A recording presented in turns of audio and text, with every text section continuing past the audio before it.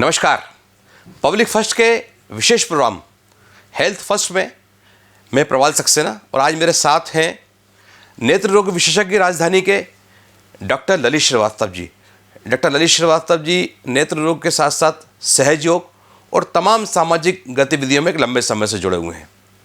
हमारे साथ आज वो हैं, मीडिया फ्रेंडली हैं और आइए आज हम इस अवसर का लाभ उठाते हुए उनसे बात करते हैं। डॉक्टर साहब, किसी ने खूब कहा है कि तेरी आंखों के सिवा दुनिया में रखा क्या है। तो आंखें जो नेत्र हैं, हमारे जीवन जो ज्योति है वो काफ़ी महत्वपूर्ण है। लेकिन इन दिनों जब से दुनिया हाईटेक हुई है, खासकर मोबाइल्स, फ़ोन, कंप्यूटर, लैपटॉप जैसे जैसे हम हाईटेक होते जा रहे हैं, आँखों की ज़रूरत बहुत ज़्यादा बढ़ जाती है। तो इन आँखों को की हिफाजत करना, इसकी सुरक्षा करना हम सबका कर्तव्य है और ऐसे समय में नेत्र रोग विशेषज्ञों की भी भूमिका बढ़ जाती है। क्या कहेंगे आँखों को लेकर आप? बहुत बहुत धन्यवाद प्रवाल जी।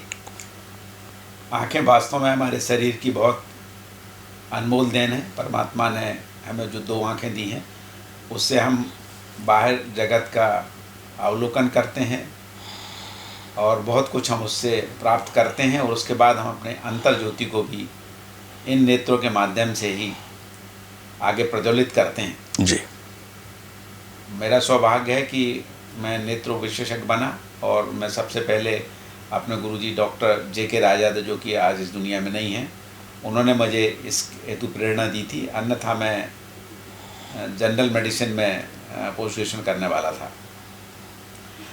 वर्तमान युग में जो टेक्नोलॉजी है उसके हिसाब से आँखों का प्रयोग बहुत अत्यधिक बढ़ता जा रहा है। डिजिटल वर्ल्ड जो है उसमें मोबाइल, कंप्यूटर, लैपटॉप, इनका उपयोग के बिना तो हमारे लाइफ में ऐसा लगता है कि सूनापन है, शून्यता है। हर व्यक्ति अपने आप में एक अलग ही वर्ल्ड में जीता है। युवा पीढ़ी, बुजुर्ग लोग, हर प्रकार का उसमें समावेश है उन डिजिटल वर्ल्ड में और उसके हिसाब से हम अपनी आँखों का प्रयोग करते हैं और उनके बिना, आँखों के बिना हम उसका जो आनंद है वो नहीं ले सकते।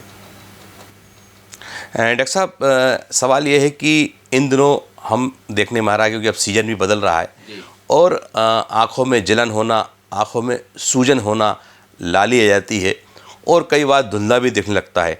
आखिरकार उम्र के साथ या कहें कि जो अभी वर्तमान टेक्नोलॉजी के साथ में आँखों पर जो है वो ज़्यादा इस पर असर हो रहा है, तो ये इसको लेकर आप क्या कहेंगे? जितना हम डिजिटल वर्ल्ड का उपयोग करेंगे उतनी आँखों पर हमारा एक दुष्प्रभाव आता है। जी, छोटे बच्चे जो ज़्यादा मोबाइल यूज़ करते हैं, हम लोग अक्सर, आपने भी देखा होगा, समाज में 1.5-2 साल के बच्चे हैं, बिल्कुल, वो बड़े फ्रीक्वेंटली मोबाइल की यूज़ करते हैं। कभी कभी तो हमें उतने एप्लीकेशंस नहीं आते जितने उनको आते हैं। इससे उनकी जो दूरदृष्टि है वो कमज़ोर हो जाती है। इसको हम अपनी भाषा में मायोपिया बोलते हैं। जी, तो छोटे बच्चों को, कई डेवलप्ड कंट्रीज़ हैं, अमेरिका वगैरह, वहाँ 6 साल की उम्र तक लोगों को, बच्चों को मोबाइल यूज़ करने का मना करने का नियम है। पर हमारे यहाँ इस चीज़ का अभी परमिशन है।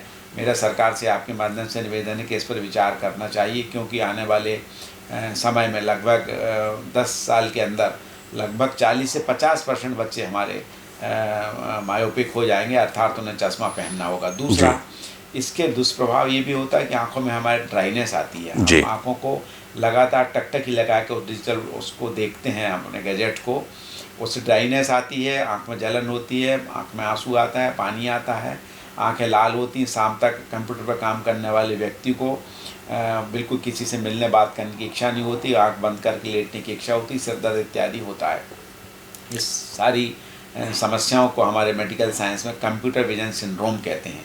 तो मैं आपके मार्फत दर्शकों को ये बताना चाहूँगा कि जिन लोग ये अपने मोबाइल, टीवी, मोबाइल, लैपटॉप इत्यादि का उपयोग करते हैं, टैब वगैरह का, उनको आँखों को बार बार झपकाना चाहिए ताकि गीलापन आँख में बना रहे। दूसरा, हर 2 घंटे में दोनों हथेली को गर्म करके आँख पे लगा के बैठना चाहिए, जिसको हम अपनी भाषा में पामिंग बोलते हैं।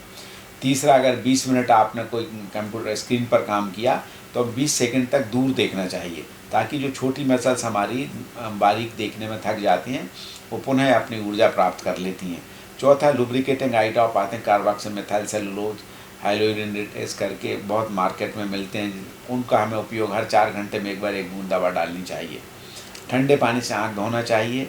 बीच बीच में हमें स्क्रीन से हटना चाहिए, अन्यथा हमारे दूरदृष्टि कमज़ोर होगी, चश्मा लगेगा, तकलीफ़ होगी हमें।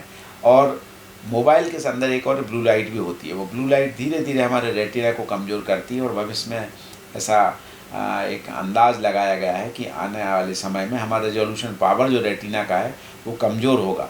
तो इन सब बातों को ध्यान रखते हुए हमें अपनी यूथ को, अपने बच्चों को इस दुष्प्रभाव से बचाने के नियम कायदे, और दूसरा बच्चों को हैरास करना चाहिए कि अगर आपको काम करना ही है तो अपने बड़े स्क्रीन पर करिए, आप मॉनिटर उनका बड़ा होना चाहिए ताकि वो इस दुष्प्रभाव से बच सकें। रही बात जो आपने अभी कहा कि लोगों को अभी आँख में जलन, आंसू आना, सूजन होना, खुजली होना, ये सीजनल वेरिएशन है। प्रकृति हमारी थोड़ी प्राकृतिक जो हमारा अटैचमेंट था प्रकृति से वो हमारा कम होता जा रहा है और हम कृत्रिम वातावरण में ज़्यादा रहते हैं, तो हमारा रेजिस्टेंस पावर कम होता है और उसके कारण हमें एलर्जीज़ होती हैं, हमें आँखों में एलर्जिक कंजंक्टिवाइटिस होती है और तरह तरह की ये तकलीफ़ें होती हैं। उसके कारण पानी आना, लाल होना, आँख, सूजन आना, थकान महसूस होना, खुजली होना, ये सब तकलीफ़ें होती हैं। तो हमें प्रकृति के नज़दीक रहना है, पानी ज़्यादा पीना है, विटामिन सी जैसे आंवला, संतरा, नींबू, मौसम्बी, इनका प्रयोग भरपूर करना चाहिए।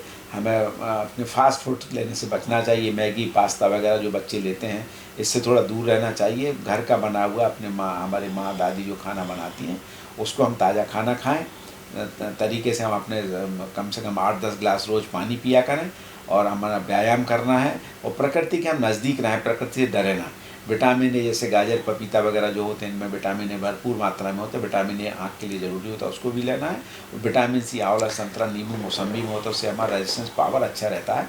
तो ये हमें एलर्जीज़ वाली जो तकलीफ़ें हैं, लाल होना, खुजली होना, आँख में तकलीफ़ें, ये नहीं होती। डॉक्टर साहब, ये देखने में आ रहा है आजकल कि बच्चे, बड़े, जो भी लोग हैं, स्टूडेंट और यहाँ तक कि कामकाजी महिलाएं, तमाम लोग जो है वो मोबाइल फ़ोन पर यूट्यूब चैनल के माध्यम से कई ऐसी दवाइयाँ होती हैं जो वो बगैर डॉक्टर की कंसल्ट लिए भी आँखों पे भी डाल लेते हैं। और कई जगह आपने देखा होगा जो है वो मेलो तमाशों में भी ऐसे ड्रॉप्स मिलते हैं। तो आप क्या एडवाइस करेंगे कि क्या नेत्र रोग विशेषज्ञ से, चिकित्सक से सलाह के बाद लें, या कई बार क्योंकि आँखें जैसी चीज़ जो है वो बहुत अनमोल है और एक बूंद से भी कई बार किसी की ज़िंदगी की रोशनी चली जाती है, तो आप ऐसे में क्या सलाह देंगे? बहुत ही महत्वपूर्ण बात आपने पूछी प्रवाल जी मेरे से। मैं ये कहना चाहूँगा कि प्रकृति ने जो हमें आँखें बनाई हैं उसमें जो तरल द्रव्य जिसको कि हम आंसू बोलते हैं, टीयर्स, ये बहुत बड़ी दवा है जी।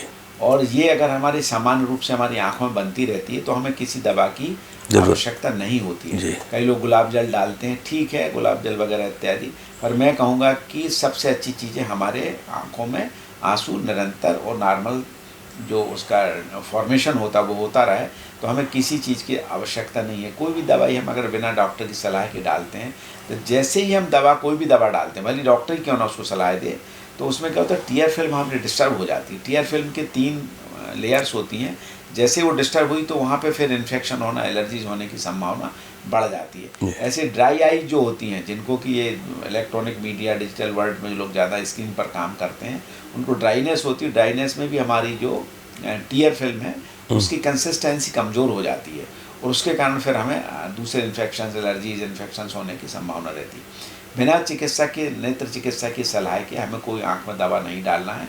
जो एडवर्टीजमेंट वगैरह आते हैं उनकी तरफ हमें ध्यान नहीं देना है, बल्कि आपकी तरफ से मेरी सरकार से प्रार्थना है कि ऐसे एडवर्टीजमेंट जिनका, जैसे कई एग्जाम्पल ऐसे होते हैं जो कि अभी तो खैर वो विषय नहीं है, जिनका कोई वैज्ञानिक, जिसका दृष्टिकोण से देखा जाए तो कोई फ़ायदा नहीं होता है, तो ऐसे एडवर्टीजमेंट को सरकार को मेरा गुजारिश है कि उसको प्रतिबंधित कर देना चाहिए।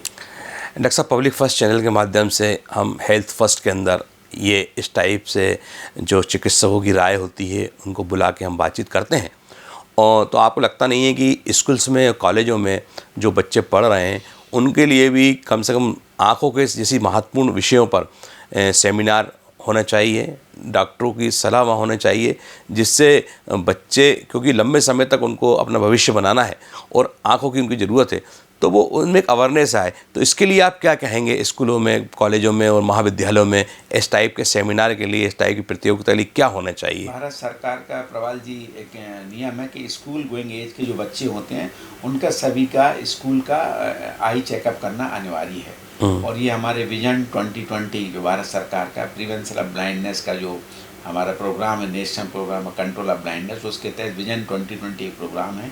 उसमें नज़र भी हम चेक करते हैं, उसमें कोई दृष्टि दोष है उसको भी हम देखते हैं, कोई उसमें कंजेनाइटल मतलब अनुमान से कोई डिसऑर्डर उसको भी हम देखते हैं, जिसको हम बहंगापन वगैरह बोलते हैं जी। कोई विटामिन वगैरह डेफिशिएंसी उसको भी हम देखते हैं। अगर उसमें जन्मजात कोई मोतियाबिंद या आँख का कैंसर इत्यादि की भी बात है, उसको भी सारा समावेश है उस विजन 2020 प्रोग्राम में। जी। और वो सारे देश में लागू है। तो स्कूल गोइंग एज के बच्चों का प्राइवेट और गवर्नमेंट दोनों में एक स्कूल जब हमारे ओपन होते हैं उस समय परीक्षण किया जाता है, और फिर वहाँ पे जिस बच्चे में किसी प्रकार का कोई दृष्टि दोष होता है तो उसके पेरेंट्स को उसके बारे में अवगत कराया जाता है। और हमारी ये कोशिश होती है कि 6 से 9 वर्ष की उम्र तक ये सारे बच्चों का स्क्रीनिंग एक बार हो जाए। अब्दुल कलाम साहब जब हमारे राष्ट्रपति थे तो हमारी ऑल इंडिया ऑप्थेल्मिक सोसाइटी की जो कॉन्फ्रेंस थी इंडिया लेवल की, हैदराबाद में उन्होंने हाथ जोड़ के गुजारिश की थी कि बाकी सब चलता रहता है, हमारे यूथ को हमें हेल्दी रखना है। तो स्कूल हेल्थ प्रोग्राम जो स्कूल हेल्थ सर्वे है, स्कूल हेल्थ में जो हमारा आई चेकअप होता है, उसको पूरी ईमानदारी और तटस्थता से आप सब चिकित्सक करें, ये बहुत बड़ी देश सेवा होगी। डॉक्टर साहब, एक स्लोगन है नेत्रदान महादान। आँखों की जो लोगों को रोशनी नहीं मिल पाती, जो बच्चे हों चाहे बड़े हों, और अगर कोई अपनी मृत्यु के पश्चात नेत्रदान करता है तो उसको रोशनी मिलती है। इस विषय में आप क्या सोचते हैं, क्या आपका एडवाइस है? लाखों की संख्या में हमारे देश में ऐसे नेत्र पीड़ित लोग हैं जिनको कि आँखों के नेत्रदान की आवश्यकता है। बिल्कुल बिल्कुल। कभी चोट लगने से होता है, कभी किसी इन्फेक्शन से होता है, किसानों को खेत में काम करते समय होता है, खिलाड़ियों को कई बार चोट लग जाती है। अमूमन यहाँ वहाँ से हम निकलते हैं तो अभी तो ये धनुष बाण वाला कोई सीरियल नहीं आता, एक ज़माने में महाभारत और रामायण आते थे तो उसमें बच्चे इससे भी चोट से प्रभावित हो जाते थे, तो नकल करके धनुष बाण चलाया करते थे वो। तो इसमें हमारे आँख की जो पुतली काले रंग की जो दिखती है, इसको हम बदलते हैं, पूरा नेत्र नहीं बदला जाता। कुछ लोगों को ये भ्रम होता है कि अगर टोटल उसकी आँख खराब है तो नई आँख डॉक्टर लगाएंगे, ऐसा नहीं है। केवल पुतली का प्रत्यारोपण किया जाता है। पर आधुनिक टेक्नोलॉजी में अब ये हो गया कि एक पुतली अगर हमें स्वस्थ पुतली मिलती है तो उससे हम 5 लोगों को नेत्र ज्योति दे सकते हैं। उसकी ऐसी टेक्नोलॉजी बनाई है, और उस टेक्नोलॉजी बनाने में आपको सुन के सुखद आश्चर्य होगा कि हमारे भोपाल के पढ़े हुए डॉक्टर रसिक बिहारी वाजपेयी साहब हैं, जो कि आजकल मेलबोर्न ऑस्ट्रेलिया में कार्यरत हैं। उन्होंने इस टेक्निक को ईजाद किया है, और एक कॉर्निया से, एक पुतली से हम 5 लोगों को नेत्रदान दे सकते हैं। ये बहुत ही मतलब नेत्रदान महादान बहुत बड़ा पुण्य का कार्य है जी। और इस चीज़ को हमें बिल्कुल एक युद्ध स्तर पे इसको आगे बढ़ाना चाहिए। समाज में अभी लोगों को कई भ्रांतियाँ, अंधविश्वास हैं कि जब उनका किसी का निधन होता है तो वो उसमें हिचकते हैं, टाइम से सूचना नहीं देते। तो अगर हम जाते जाते भी अगर किसी को नेत्र दे सके तो इससे बड़ा हम क्या उपकार और क्या हम किसी के लिए कर सकते हैं। बहुत बड़ा उपकार एक मानव जाति के ऊपर होता है। तो इसको युद्ध स्तर पे हमें नेत्रदान की जो मामला है, जो हमारा एक आंदोलन के रूप में इसको आगे रखना चाहिए समाज में। डॉक्टर साहब, दूसरा एक विषय ये है कि कई बार जो मध्यम वर्ग के लोग या इस टाइप से इलाज नहीं करा पाते या ऑपरेशन नहीं करा पाते, तो उनके लिए कई बार शिविर लगते हैं, बाहर से देश विदेश से डॉक्टर भी आते हैं, कई सामाजिक संस्थाएं भी नेत्र रोग के शिविर लगाती हैं, ऑपरेशन भी होते हैं।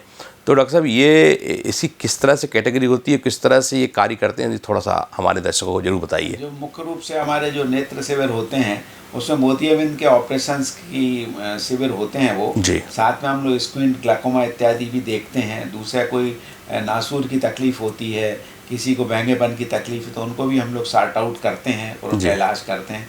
समस्त सरकारी अस्पतालों में हर प्रकार के नेत्र के ऑपरेशन निःशुल्क किए जाते हैं। भारत सरकार द्वारा उनको लेंस वहाँ पे सप्लाई हम लोगों को किए जाते हैं, और जो भी उसका खर्चा होता है वो सरकार उठाती है। प्राइवेट सेक्टर में जो हमारे कॉर्पोरेट हॉस्पिटल्स हैं, हमारे दूसरे नॉन गवर्नमेंट ऑर्गेनाइजेशन, सामाजिक संस्थाएं, सामाजिक संस्थाएं हैं, वो भी इसमें काफ़ी आगे हैं और काफ़ी बड़ा बैकलॉग हमारा काम होता जा रहा है। जो दृष्टिहीनता, तो ऐसी प्रिवेंटेबल ब्लाइंडनेस उसको हम बोलते हैं कि अगर हम उसको समय से ऑपरेशन अगर उसका हो जाता है तो उसको नेत्र ज्योति प्राप्त होती है।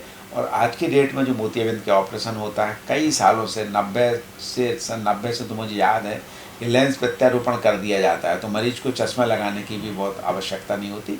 अपने दैनिक कार्यों को, उसके रूटीन वर्क्स होते हैं, उसको बिना चश्मे की मदद से भी वो व्यक्ति कैरी आउट कर सकता है। और आज की डेट में लेज़र फैको मशीन के द्वारा कुछ स्टेप्स हम लेज़र के द्वारा भी कैटरेक्ट में करते हैं। और आजकल तो इतना एडवांसमेंट आ गया है कि आँख को हम बिना इंजेक्शन के भी बूंद की दवाई से डाल के और आँख को शून्य करके ऑपरेशन कर देते हैं। व्यक्ति को इन्फेक्शन इत्यादि के चांसेस ऑलमोस्ट नगण्य हो गए। टेक्नोलॉजी इतनी अच्छी आ गई, इतने अच्छे एंटीबायोटिक्स हैं और हमारे काफ़ी डॉक्टर दक्ष हैं पूरे देश में।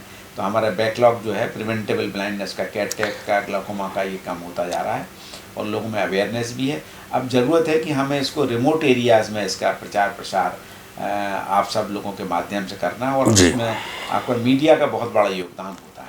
डॉक्टर साहब, एक सवाल बड़ा अहम है कि एक तो आजकल कुछ लोग जो है फैशन से चल पड़ा है कि वो आँखों में कई तरह के लेंस लगवा लेते हैं, और दूसरा अहम सवाल ये है कि जो सड़कों पे बैठ के आपने देखा होगा चश्मे बेचते हैं, रंग बिरंगे चश्मे काफ़ी सस्ते मात्रा में मिलते हैं, उससे भी क्या आँखों पर, नेत्रों पर असर पड़ता है? उसको ज़रूर बताइएगा।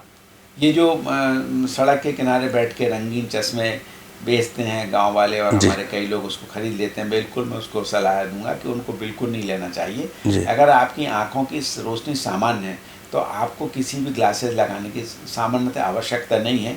गर्मी का समय है या आप ऐसी जगह जाते हैं कचरा मिट्टी का जहाँ संभावना ज़्यादा है, फील्ड में जो लोग वर्क करते हैं प्रोटेक्टिव गॉगल्स पहन सकते हैं। रात्रि के समय एंटी ग्लेयर ग्लासेस पहन सकते हैं ताकि जो हेडलाइट वगैरह लोग आजकल हमारे समाज में एक थोड़ा सा वो है कि बड़े बड़े भोपाल जैसे शहरों में भी लोग रात को फुल बीम पर उस पर वाहन को ड्राइव करते हैं। दूसरा एलईडी लाइट का जो आजकल उपयोग होने लगा है, तो एलईडी लाइट उन देशों में है जो ठंडे देश हैं, जहाँ कोहरा रहता है, जहाँ धूमिल रहता है रास्ता, वहाँ पे हैं। एलईडी लाइट वैसे रेटिना को नुकसान करती है क्योंकि हमारे जो फोटो रिसेप्टर सेल्स है, कॉर्ट्स एंड कोन्स है, उसकी बायोकेमिकल एक्टिविटी को ये डिस्टर्ब कर देती है, तो ग्लेयर बढ़ जाता है, एक्सीडेंट के चांसेस बहुत ज़्यादा बढ़ते हैं। तो पुनः मेरी आपसे गुजारिश है कि सरकार एलईडी लाइट जो हैं इस वाहनों में अपने भारत देश जैसे कंट्रीज़ में इनको प्रतिबंधित करना चाहिए। हेलोजन लाइट बहुत अच्छी है और शहर में ये स्ट्रिक्ट होना चाहिए कि हाई बीम पे लोग लाइट ना चलाएं, क्योंकि आने वाला व्यक्ति कोई भी वो हमारा ही, हमारे समाज का, हमारे परिवार का नहीं है, तो समाज का, हमारे शहर का है। अगर वो घायल होता है, उसको चोट लगती है, तो उस परिवार को एक मुसीबत का सामना करना पड़ता है। तो हम विनम्र निवेदन है कि सारे लोग जो हेडलाइट है वो लो बीम पर शहर में चलाएं और एलईडी लाइट को सरकार प्रतिबंधित करे, इसकी हमें मुहिम चलानी चाहिए। तो डॉक्टर साहब ने आज काफ़ी महत्वपूर्ण और बहुत ही सकारात्मक सुझाव दिए हैं। निश्चित रूप से हमारे दर्शक इनको देखेंगे, इन पर अमल करेंगे तो अपने नेत्रों की ज्योति को भी कायम रख पाएंगे।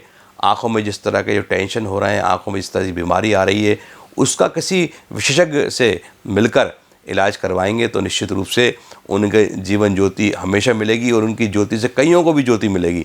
ये एक अच्छी पहल थी। आज बस इतना ही, फिर हम किसी मेहमान से रूबरू होंगे। जब तक इजाज़त दीजिए। नमस्कार। सरदा भारतीय।